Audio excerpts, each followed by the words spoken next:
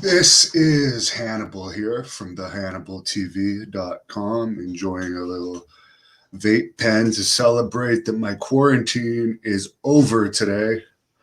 This is my 15th day back in Canada from Texas, so I'm happy about that. By the way, Jacques Rougeau, who I did an interview with last month, is looking great these days. I just saw he posted that. I know we got a lot of Mountie fans on this channel. Jason Sensation, in my interview yesterday, actually did a great Mountie Jacques Rougeau impression. And I just wanted to say one thing. As Piper says hello here, she wanted to be in the shot. She's assisting me on the other chair this morning. I put this picture of the Blood Hunter's boot after the last Forest of Fear match in my YouTube stories. And some people said, well, that's paint, that's pig's blood, or that's corn syrup.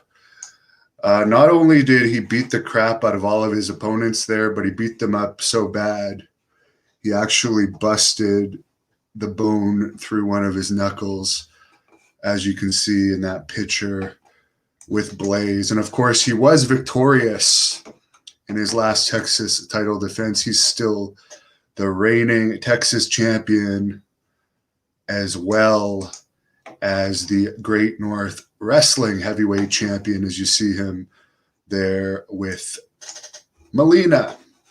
So let me get into the wrestling news now that I've got that over with. By the way, there is going to be a message coming out later tonight from none other than Blaze and the Blood Hunter regarding their upcoming title defenses.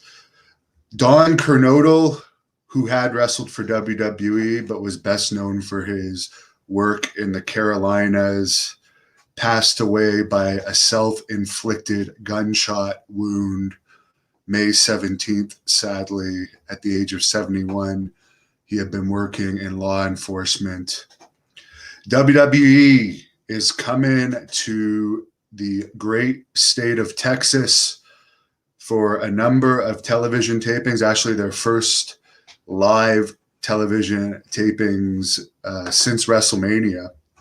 Friday, July 16th, they're recording SmackDown at the Toyota Center in Houston, where UFC just was. Money in the Bank is going to be at the Dickies Arena in Fort Worth, Saturday, July 18th. And the post Money in the Bank episode of Raw is going to be at the American Airlines Center in Dallas, Monday, July 19th. Of course, AEW's coming there in July as well. MLW's coming there in September. Texas is literally on fire right now as far as wrestling goes. And I can see WWE and AEW doing all their tapings in Florida and Texas, because you can run at full capacity in most places in those states. So I would suspect probably through the summer that most tapings are going to happen in Florida and Texas. And I am glad to know that tapings are going to be back with fans, as some of the fans watching here of the Hannibal TV are checking in. R.I.P. to New Jack. He passed away over a week ago. Naval said Texas needs the Blood Hunter back. I've heard he's going to be in San Antonio in September. So we'll know more on that as it gets closer. John Cena might actually be at least one of these Texas events for WWE. I guess it's still being discussed. Nothing's been finalized yet. Apparently, All Giant Stadium in Paradise, Nevada is the most likely candidate to host SummerSlam 2021. That's the new stadium in Nevada. And Dave points out in the Wrestling Observer that WWE isn't that strong in Las Vegas. They did not sell out the 16,000 seat Caesars Palace for WrestleMania 9 in 1993. And the very first Friday night SmackDown on Fox, which was a loaded card, only had 7,000 total in the T-Mobile Arena. However, tickets are cheap to fly to Las Vegas, and SummerSlam's a pretty big pay-per-view, and they can give away tickets too easily in Las Vegas as I drink my protein shake here because I'm going to train after I'm done this. Full of broccoli and various other things. I just have to say this. Joey B says, Ontario opening up. They ain't opening up anytime soon. The gyms are going to be closed here until the end of July. Thank God I invested nearly $4,000 in gym equipment, and I plan to buy more next week for my basement, but it's not the same. And there's no evidence that gyms are the hotbed for COVID. It's a bunch of crap. It really sucks, but I'm not going to get distracted by that tirade. For the people, I did post it as the screenshot of this video regarding the zombies, which was a terrible match that The Miz and somebody else were involved in. Looked really phony, and they had these zombies who apparently, after they ate Miz, they posed for a group photo shot with a couple of WWE employees. You know, wrestling companies love to do these group photos these days, just to break kayfabe for the hell of it. Apparently, WWE was paid $1 million or more to use the zombies. And this was from Warner Brothers because they're doing some movie involving zombies. Now, SmackDown only did a 0.44 rating this week. Raw did a 0.48 rating, and they got a ton of horrible publicity from that dreadful match. Was it worth the $1 million? I don't know. WWE made 9 cuts this week.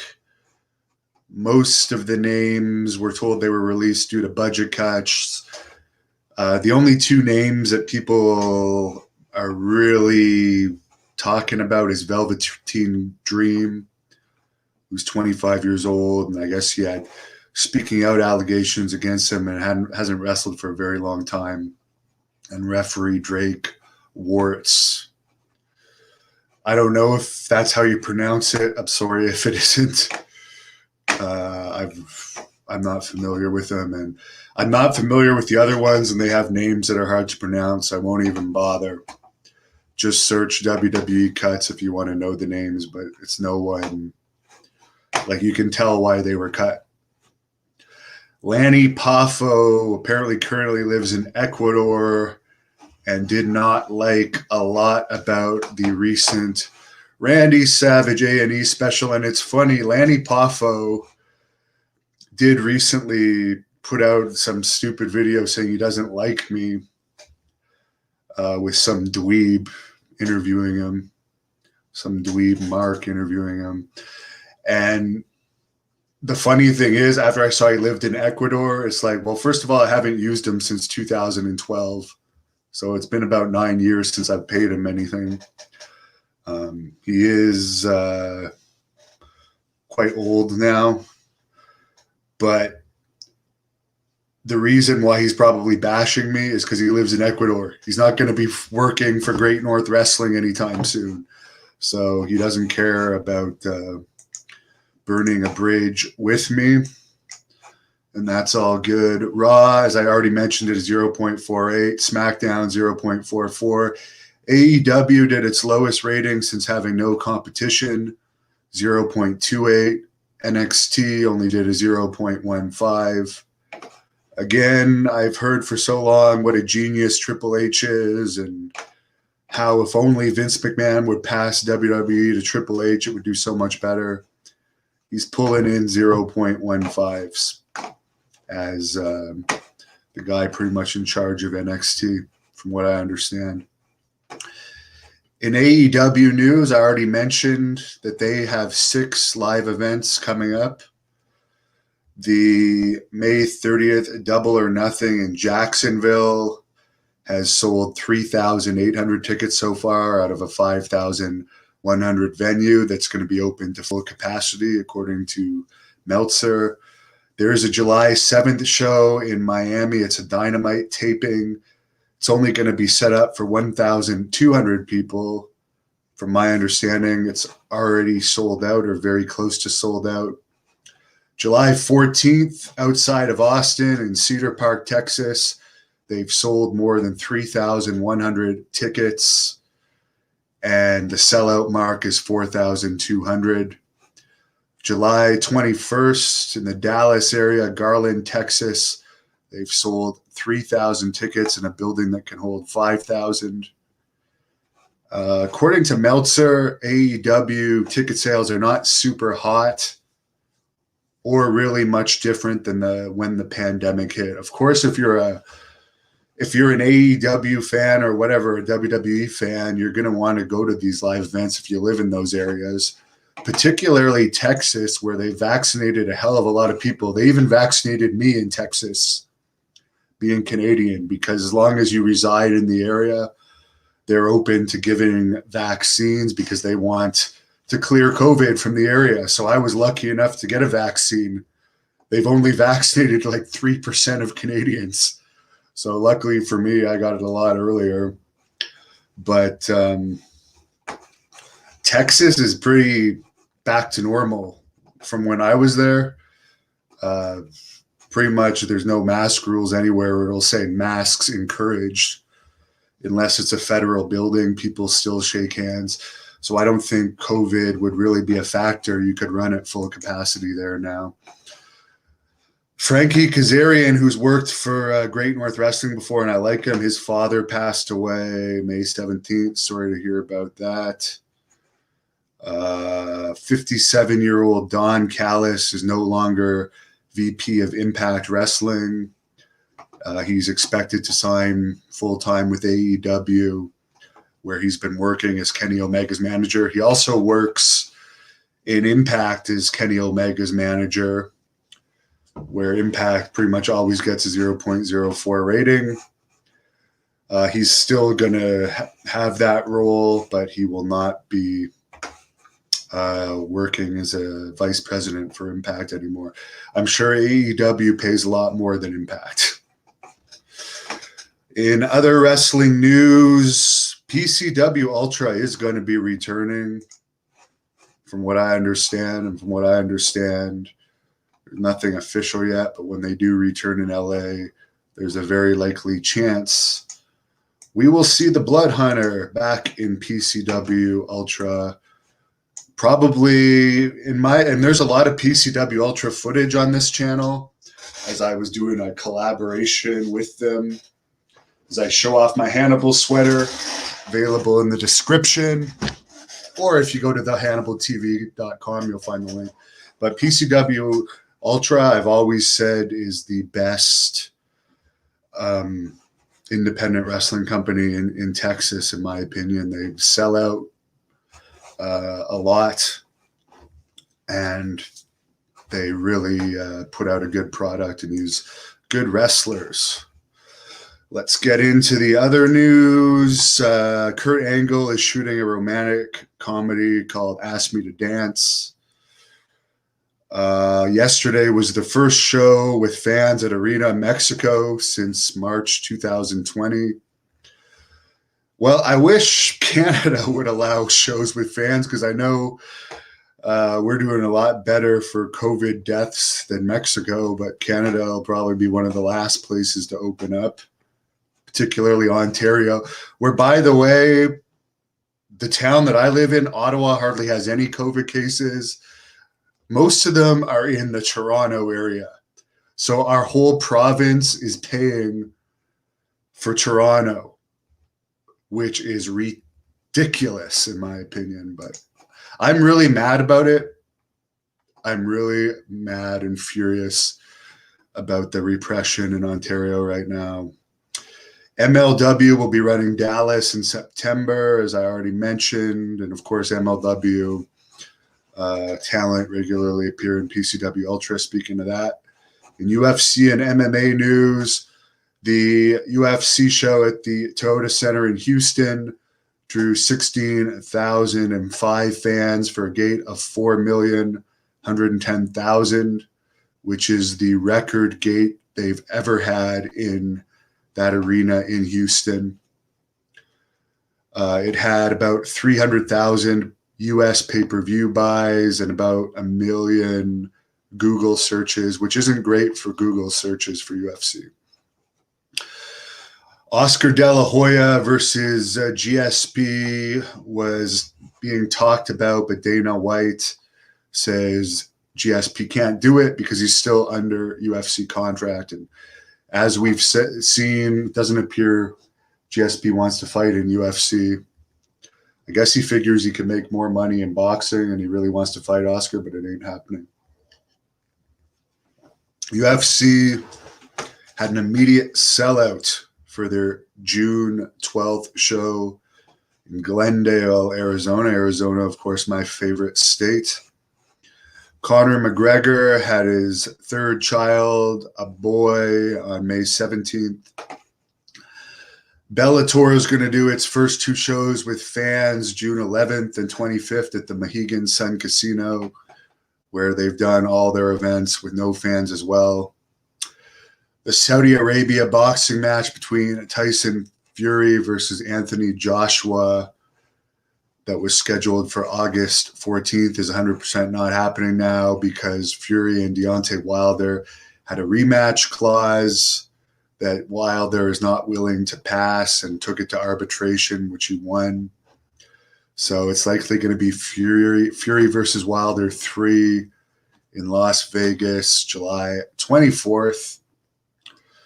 People had believed that Wilder was going to get paid off, but apparently it didn't happen. Wilder didn't agree to it.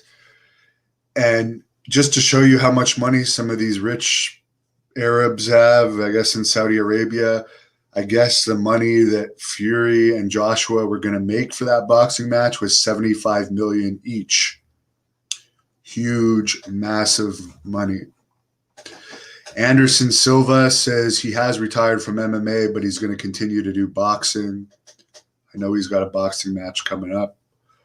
Hopefully that goes better for him than his last MMA fights. The KWS promotion in Poland that gets huge crowds. It's going to run again June the 5th. And that's pretty much it for the Wrestling Observer News. I'll go into some of your questions. Heath says, we don't get enough big wrestling events here in Perth, Australia. Hope that changes because we love it. I can't see WWE. I know there is supposed to be a show in Australia in 2022. But I can't see them doing a lot of international travel for a while. Just for the risks of people catching stuff. Spade says Florida and Texas both have proud wrestling traditions. Good morning from Maine. Not too far away from here. WrestleMania 9 was the coolest because of the togas. Yeah, I honestly, there wasn't many good matches I can remember from WrestleMania 9. It was not one of the better WrestleManias, and I even found that at the time. The Giant Gonzalez Undertaker one was really bad. Shawn Michaels against Tatanka, I did not like. There was the Steiners against the Head Shrinkers, Bret Hart against Yokozuna, then Hulk Hogan came and won the belts. Then it was Hogan and Beefcake against Money Incorporated. That was the one where Hogan came with the black eye and people were suspecting it was from Macho Man or something. Macho Man, I don't think, wrestled on it. Anyways. Roadkick says he lives in the UK. And wrestling events absolutely suck over there. Well, I'm supposed to be coming to cover a World Pro Wrestling event in Gloucestershire, UK, next February 19th, I believe. That I think the Blood Hunter is going to be involved with. I think Too Cold Scorpio. There's been some talk Jeremy Prophet, Canadian champion, might even be involved with it, and then a lot of UK talent. I don't know all the details, but I do know they have a guy working on producing it that was involved in promoting a lot of the Olympia events in bodybuilding over the years and has good connections in the UK. So February 19th, if you live in the UK, the Hannibal TV will be in Gloucestershire, England. I'll get into a couple more of your questions, and then I'm going to call it a day. Rokit says Vince McMahon needs to retire. He will not retire. His fun is wrestling, and he's a multimillionaire, and it's his company. He can do whatever he wants, but whether Vince McMahon is in charge or not, WWE is only going to get more and more corporate. They got a 5-year deal with NBC. They're a public company. They have like a female TV show writer as their head of creative with no wrestling background. So don't expect anything to change. The only thing we can hope for is that maybe a company like PCW Ultra or Great North Wrestling will be able to come up with a viable alternative like ECW used to be. Tony says it's lockdown hell here in Toronto.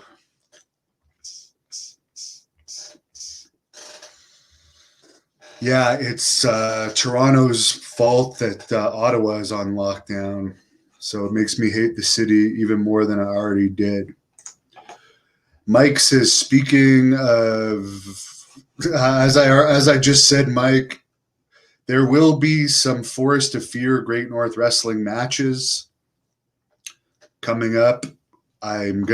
We posted Amber Nova versus Selena De La Renta custom match this week, which was actually the first Great North Wrestling match of 2021. There will be more custom matches. There will be more no fans matches, which I don't think any other company in Canada has done with as many views as I get. So I can tell you the moment we are allowed to run, even if I have to go to a different province, if it's a province where I have contacts, we will be one of the first companies to run, or we'll do it in association with a company in another province, and we'll go to another company and record matches for Great North Wrestling in another company. Jeff Hoover says Wrestlemania 2 was great. He helped me promote a couple events in Napanee, Ontario, where we'd like to come back sometime. We got a lot of Great North Wrestling fans there. Alex says, do I think modern wrestlers rely on their movement more than psychology? I just don't think there's that many great characters anymore. As I was saying when I was talking to Jason Sensation yesterday or 2 days ago now, it was so easy to do for him to do impersonations of the guys from the 80s and 90s because they were such great characters. But most of the guys today are so flat that like he doesn't even do impressions of them because they're so plain. It's just it's boring. It's boring. And when they do character stuff like the zombies, it's so bad that it turns people off. Mike says he's behind on indie news. Thanks for the info. There's not much going on in indies really still outside of Texas and Florida. I mean, some states are opening up, but I haven't heard of really. I guess Tennessee, I saw a match where Jerry Lawler, I think, beat Big Cass in Tennessee, but it wasn't that huge of a crowd or anything like that. So I think it's going to be a while before they really get going. Jeff says no characters left in the world, period. There's some. There are some, for sure. I know that this man is still very much a character, and you can expect more blood and violence soon. And we're going to hear from Blaze and the Blood Hunter later tonight on the Hannibal TV, so make sure you subscribe. Thank you for watching the Hannibal TV. Please like this video if you enjoyed it, and click the subscribe button to not miss any of our latest shoot interviews, match videos, or news updates.